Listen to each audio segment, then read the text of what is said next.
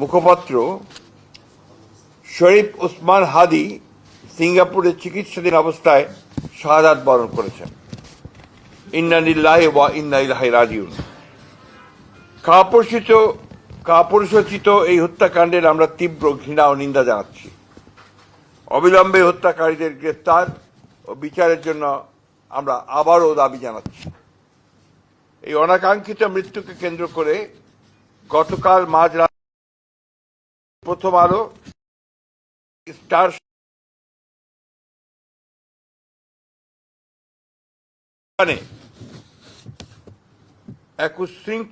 একদল উচ্ছৃঙ্খল মানুষ অগ্নিসংযোগ করেছে। কর্মরত সাংবাদিকদের জীবন মৃত্যু ঝুঁকির মধ্যে ঠেলে দিয়েছে। সম্পাদক পরিষদের সভাপতি, নিউ এজের সম্পাদক, ফ্যাসিবাদ বিরোধী জুলাই আন্দোলন সহ দেশের সকল গণতান্ত্রিক আন্দোলনের অন্যতম সাহসী ব্যক্তিত্ব বরেণ্য সাংবাদিক জনাব নুরুল কবিরের উপরে আক্রমণ করা হয়েছে। ছায়ানট সহ আরও কয়েকটি সাংস্কৃতিক প্রতিষ্ঠানে হামলা করা হয়েছে এবং আজ উদীচীতেও হামলা করা হয়েছে এবং অগ্নিসংযোগ করা হয়েছে।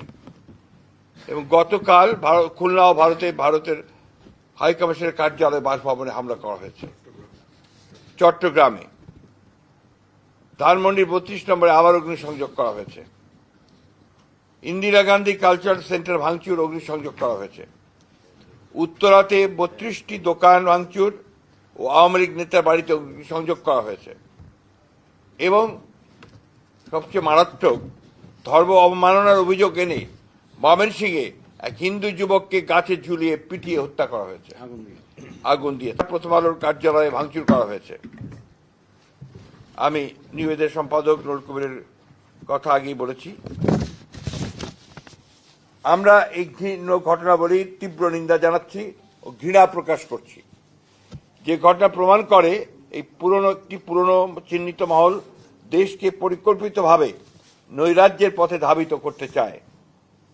অনেক রক্তের বিনিময়ে অর্জিত আমাদের ভোটাধিকার তথা গণতান্ত্রিক অধিকারকে তারা নস্যাৎ করে দিয়ে দেশে ফ্যাসিবাদের একটি নতুন সংস্করণ তৈরি করতে চাচ্ছে। সরকারের নাকের ডগাতেই তারা এই তৎপরতা চালিয়ে যাচ্ছে। জনগণ মনে করছে যে সরকারের ভূমিকা সন্তোষজনক নয়। ফলে দেশ বিদেশে সরকার তথা দেশের ভাবমূর্তি ক্ষুণ্ণ হয়ে চলেছে।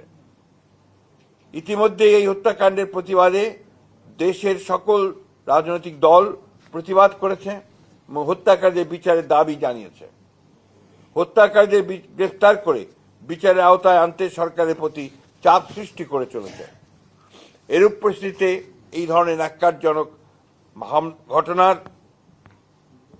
হামলার আমরা জাতীয় সংসদ নির্বাচন তথা গণতান্ত্রিক উত্তরণের প্রক্রিয়াকে অনিশ্চিত করার ষড়যন্ত্র বলেই আমরা মনে করছি।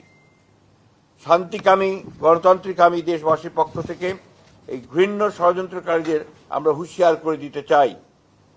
এত রক্তের বিনিময়ে অর্জিত আমাদের দেশকে আমরা ধ্বংস করতে দিতে পারি না। এই অপশক্তিকে ঐক্যবদ্ধভাবে রুখে দিতে হবে। এই ষড়যন্ত্র প্রতিহত করতে নৈরাজ্য বিরোধী সকল রাজনৈতিক সামাজিক শক্তির আজ ঐক্যবদ্ধ হওয়ার কোনো বিকল্প নাই। যে ঐক্যের মাধ্যমে আমরা ফ্যাসিবাদের পতন ঘটিয়েছি এবং অন্তর্বর্তীকালীন সরকার ও জাতীয় নির্বাচন আদায় করেছি, তারই ধারাবাহিকতাতে আমরা সকল দেশপ্রেমিক শক্তিকে আজ আবারও ঐক্যবদ্ধ হওয়ার আহ্বান জানাচ্ছি। ধন্যবাদ।